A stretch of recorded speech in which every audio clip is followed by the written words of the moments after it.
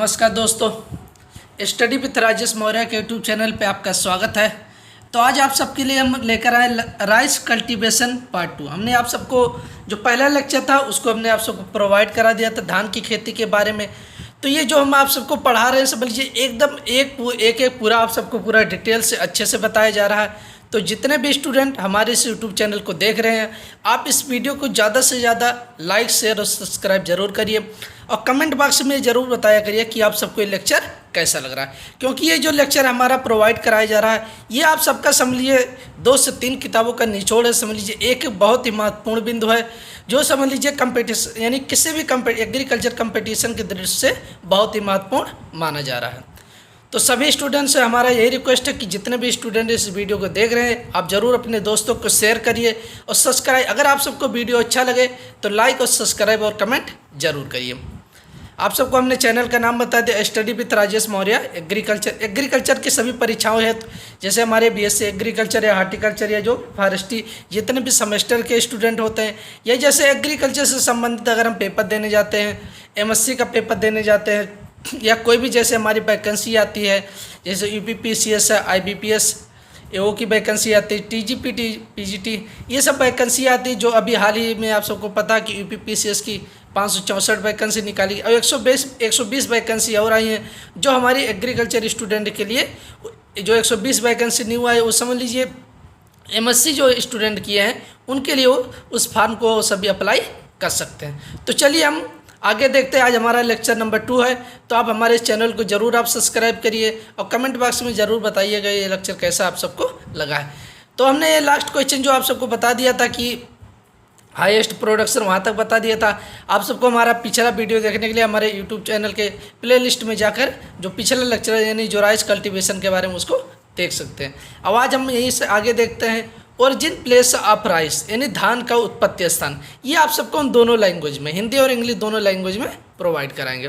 तो origin place of life यानी rice क्या रहेगा, sorry origin place of rice. तो अगर पूछ लेता कि धान का उत्पत्ति स्थान, अगर एक और यहाँ पर पॉइंट हो सकता है कि origin native place of rice, धान का मूल स्थान पूछ लेगा या ओरिजिन प्लेस ऑफ राइस या धान का उत्पत्ति स्थान पूछ लेगा। तो क्या हो जाए इंडिया या इंडो बर्मा हो जाएगा। क्या हो जाएगा इंडिया या इंडो बर्मा। तो ये समझ लेना उत्पत्ति स्थान, धान का उत्पत्ति स्थान क्या होता है या मूल स्थान या नेटिव प्लेस ऑफ राइस क्या हो जाएगा। तो इंडिया हो जाएगा या इंडो बर्मा। अगला क्वेश्चन हमारा जाता है क्रोमोसोम नंबर इन राइस यानी धान में गुणसूत्र की संख्या कितनी होती है। क्या हो जाएगा क्रोमोसोम नंबर इन राइस, धान में गुणसूत्र की संख्या कितनी होती है। तो धान में जो गुणसूत्र की संख्या होती है वो 24 हो जाएगी। कितना हो जाएगा 24। तो ये यहाँ पर हो जाए कि धान में अगर पूछ लेता कि क्रोमोसोम नंबर राइस धान में गुणसूत्र की संख्या कितना हो जाएगा तो 24 हो जाएगा। उसके बाद नेक्स्ट क्वेश्चन आ जाता है हमारा which country highest rice production in world यानी विश्व में सबसे अधिक धान का उत्पादन किस देश में होता। अगर पूछ लेता इस तरह कि विश्व में सबसे अधिक धान का उत्पादन किस देश में होता, तो विश्व में सबसे अधिक जो धान का उत्पादन होता है वो चाइना में होता है। यानी which country highest rice production in world, विश्व में सबसे अधिक या कौन सा देश है जहाँ सबसे अधिक धान का उत्पादन होता है। तो कौन सा देश हो जाएगा हमारा चाइना हो जाएगा। ये हमारा प्रोडक्शन हो गया। उसका नेक्स्ट पॉइंट आ जाता है कि which country highest rice productivity in world. अभी मतलब कौन सा ऐसा देश है जहाँ पर राइस की उत्पादकता सबसे अधिक है। विश्व में पूछ रहा है कि विश्व में कौन सा ऐसा देश है जहाँ सबसे अधिक धान की उत्पादकता होती है। तो कौन सा हमारा हो जाएगा यूएसए हो जाएगा। क्या हो जाएगा यूएसए, जिसे बोला जाता है यूनाइटेड स्टेट ऑफ अमेरिका। तो ये समझ लेना क्या हो जाएगा यूएस। प्रोडक्टिविटी हमने आप सबको बताया था कि प्रति हेक्टेयर जो उत्पादन होता है उससे क्या बोला जाता है प्रोडक्टिविटी या उत्पादकता कहा जाता है। अभी हमारा विश्व में हो गया। अब देखते हैं इन इंडिया में यानी भारत में किस राज्य में धान का अधिक क्षेत्रफल है, खेती कहाँ पर होती है और कहाँ पर इसकी उत्पादकता अधिक होती है। तो इन इंडिया यानी भारत में देखते हैं। तो भारत में अगर देखा जाता हाईएस्ट एरिया तो सबसे अधिक जो धान का क्षेत्रफल भारत में किस राज्य का, तो वेस्ट बंगाल यानी पश्चिम बंगाल हो जाएगा। क्या हो जाएगा पश्चिम बंगाल हो जाएगा। उसका अगला पॉइंट आ जाता है कि हाईएस्ट प्रोडक्शन और भारत में सबसे अधिक धान का उत्पादन कहाँ पर और किस राज्य में होता है। तो ये भी हमारा हो जाएगा वेस्ट बंगाल हो जाएगा। क्या हो जाएगा वेस्ट बंगाल। अगर एरिया एंड प्रोडक्शन दोनों में कौन सा राज्य अग्रणी है, या कौन सा राज्य में सबसे अधिक क्षेत्रफल या सबसे अधिक उत्पादन में उत्पादन होता है, तो हमारा हो जाएगा वेस्ट बंगाल यानी पश्चिम बंगाल। अब आ जाता है प्रोडक्टिविटी। क्या हो जाएगा? प्रोडक्टिविटी या उत्पादकता। तो highest productivity in India, Bharat के बारे में हम आप सबको बता रहे हैं कि भारत में सबसे अधिक धान की उत्पादकता किस राज्य की है। यहाँ पर प्रोडक्टिविटी पूछा जा रहा है। क्या पूछा जा रहा है? प्रोडक्टिविटी यानी प्रति हेक्टेयर जो। तो किसका हो जाएगा? पंजाब। किसका हो जाएगा? पंजाब। तो पंजाब की राजधानी आप सबको पता होगा चंडीगढ़ है। पश्चिम बंगाल की राजधानी क्या हो जाएगा? तो कोलकाता। जहाँ अभी हाल ही में चुनाव हुआ, जिससे चुना गया, जो वहाँ की पीएम बनी, सॉरी चीफ मिनिस्टर जो वहाँ पर बनी है, मुख्यमंत्री तो वहाँ पर कौन बना है? सीएम जिसे बोला जाता है ममता बनर्जी, श्रीमती ममता बनर्जी। अब आगे हम देखते हैं राइस कंटेंट अबाउट, यानी धान में लगभग, राइस कंटेंट अबाउट, धान में लगभग 70% कार्बोहाइड्रेट। अगर पूछा जा सकता है कि राइस में कार्बोहाइड्रेट कितना पाया जाता है, तो 70% पाया जाता है। कितना? 70%। 6 से 7% प्रोटीन पाया जाता है। और प्रोटीन की मात्रा कितना रहेगा? 6 से 7%। या ब्राउन राइस, जो हमारी भूरी राइस होता है, ब्राउन राइस जो भूरा कलर का राइस, उसमें जो प्रोटीन की मात्रा होती है वो 7.9% होता है। कितना होता है? 7.9%। तो ये ध्यान रखना कि राइस कंटेंट, अगर धान में कार्बोहाइड्रेट की मात्रा पूछेगा तो 70%, प्रोटीन की मात्रा पूछेगा तो 6 से 7%। अगर वहीं ब्राउन राइस में प्रोटीन की मात्रा पूछ लेगा तो 7.9%। और फैट की मात्रा कितनी होती है? तो 2 से 2.5% हो जाएगा। कितना हो जाएगा? 2 से 2.5%। तो ये ध्यान रखना कि धान में कार्बोहाइड्रेट की मात्रा 70%, प्रोटीन की मात्रा 6 से 7%, ब्राउन राइस में प्रोटीन की मात्रा 7.9% और फैट की मात्रा कितना होता है? 2 से 2.5%। ये हो गया। अब आगे अगर हम देखते हैं which protein are found in rice, यानी धान में कौन सी प्रोटीन पाई जाती है। Which protein are found in rice, धान में कौन सी प्रोटीन पाई जाती है? तो धान में कौन सी प्रोटीन पाई जाती है? ओराइजिन। कौन सी? ओराइजिन जिसे बोला जाता है, जिसे ओराइजिन कहा जाता है। क्या कहा जाता है? ओराइजिन। तो ये ध्यान रखना कि अगर पूछ लेता कि धान में या ओराइजिन नामक प्रोटीन किस में पाई जाती है, तो धान में। अगर गेहूं में पूछता है तो ग्लूटीन हो जाएगा। मक्का में कौन सा पाया जाता है? तो जीन। ये हमारा हो गया प्रोटीन। अब अगला आ जाता है कि rice is self pollinated crop and short day plant, यानी हमारा जो धान होता है वो सेल्फ पॉलिनेटेड क्रॉप होता है। क्या होता है? स्वपरागित फसल है तथा शॉर्ट डे प्लांट है। क्या है? Short day.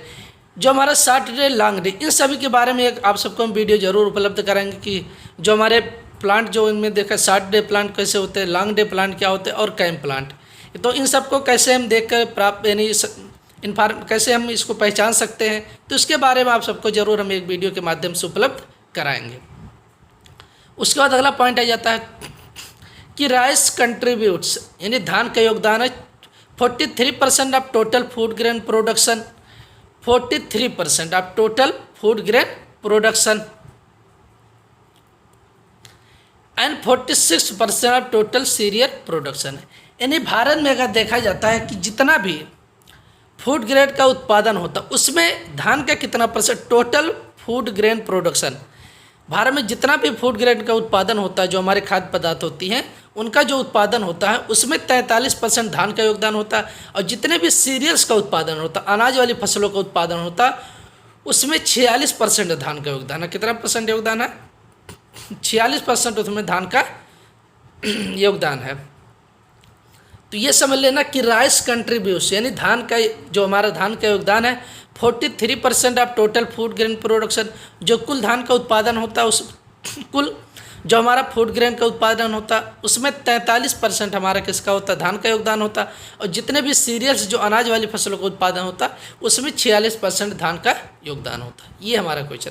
अब अगला क्वेश्चन हम देखते हैं,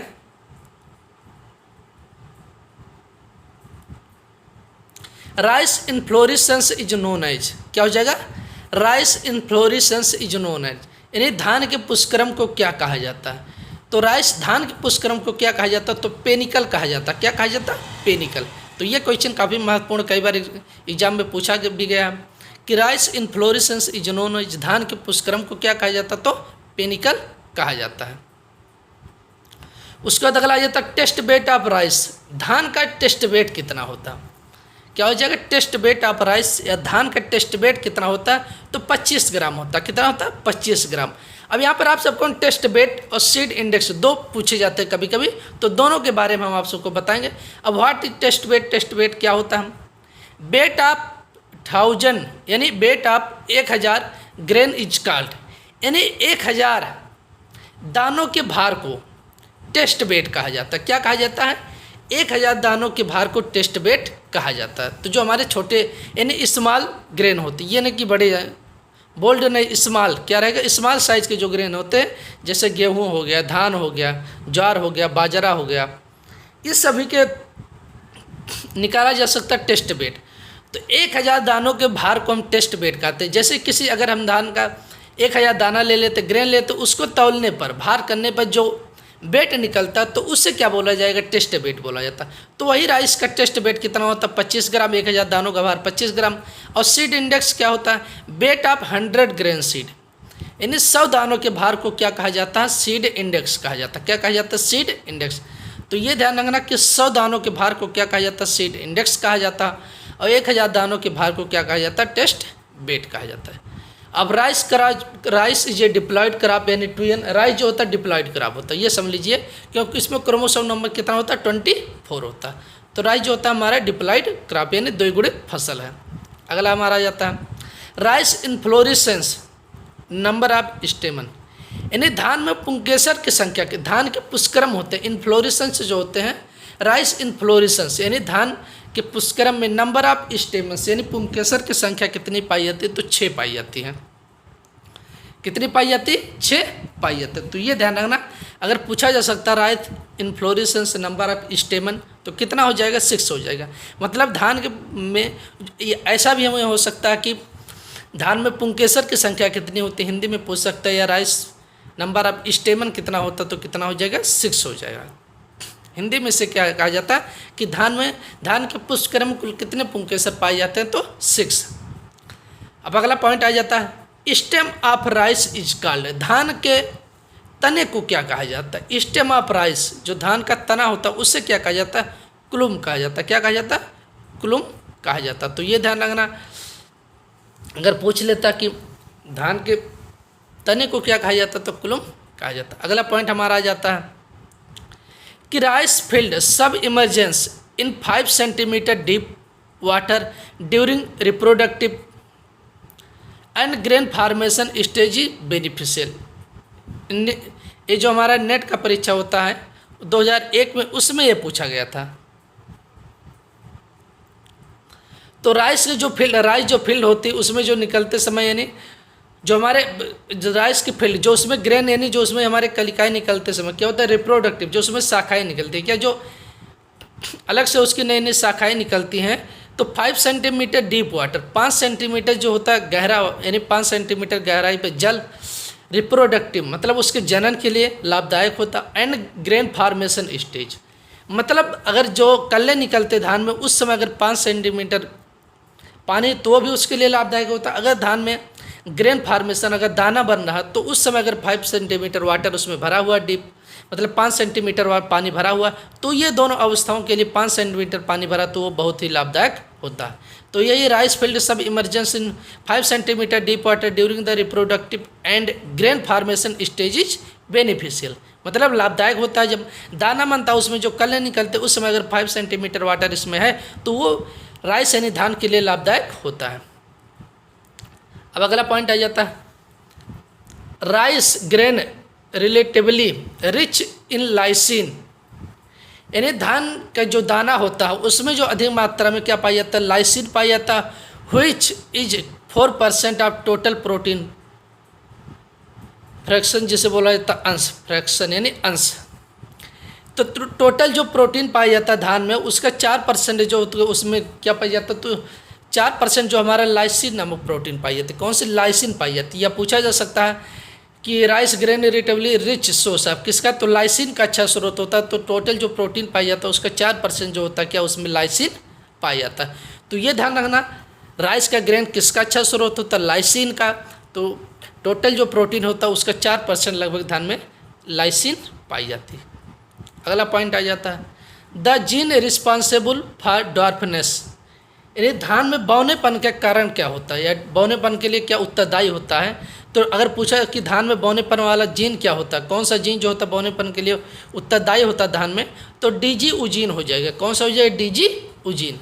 तो धान में बौनेपन का कारण वाला जीन कौन सा हो जाएगा, या कौन सा जीन रिस्पॉन्सिबल होता है उसके ड्वार्फनेस या बौनेपन के लिए, तो डीजी उजीन हो जाएगा।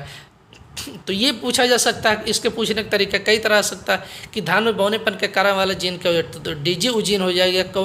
कौन सा ड्वार्फनेस जीन धान में पाया जाता है, तो कौन सा? डीजी उजीन। अब लास्ट पॉइंट हमारा आ जाता है rice favours hot and humid climate. Rice जो होता है पसंद करता है हॉट एंड ह्यूमिड क्लाइमेट। कैसा? हॉट मतलब गर्म और थोड़ा नम जलवायु प्रदर्शित करता है। तो ये समझ लेना, कभी कभी पूछा जा सकता है राइस प्रेफर्स, यानी राइस जो होता है पसंद करता है या फेवरस मतलब इसके लिए उपयुक्त होता है, अच्छा माना जाता है, तो हॉट एंड ह्यूमिड क्लाइमेट इसके लिए बेस्ट माना जाता है। तो ये हमारा आज का लेक्चर रहा। तो आप सभी लोग इस वीडियो को जरूर देखिए और ज़्यादा से ज़्यादा आप सभी लोग कमेंट करिए और आप सबको ये लेक्चर कैसा लग रहा है इसको आप ज़रूर बताइए कि आप सबको ये समझ में आ रहा कि नहीं आ रहा, और इसको सब्सक्राइब करिए और अपने दोस्तों को ज़रूर बताइए। अब आने वाले जो एग्रीकल्चर के हमारे जो हम कोशिश करेंगे आप सबको अच्छा से अच्छा मटेरियल प्रोवाइड कराने की कोशिश करेंगे, और वही मटेरियल प्रोवाइड कराएंगे जो आप सबके किसी भी कंपटीशन के दृष्टि से बहुत ही महत्वपूर्ण रहेगा। तो आज के लिए हम इतना ही रखते हैं।